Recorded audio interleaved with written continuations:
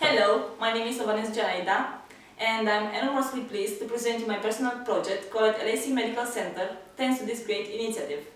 This future project aims to bring together tourism and health tourism, a great concept of promoting tourist services and facilities with promoting health and well-being.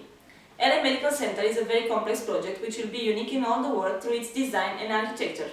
Will include aortic center, bariatric surgery, breast center, cosmetic and plastic surgery, endocrine surgery, hernia surgery, pancreatic diseases, pediatric surgery, transplant services, heart services, and here I'm going to include cardiac surgery, pediatric and congenital surgery, vascular surgery, and it's proposing to revolutionize tertiary healthcare providing medical procedures at low cost.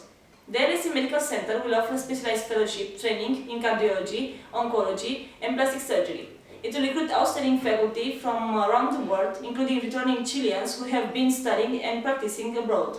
Our goal is to assemble a multidisciplinary team in fields such as radiation and chemotherapy, open heart surgery, angioplasty, plastic surgery, ophthalmology surgery.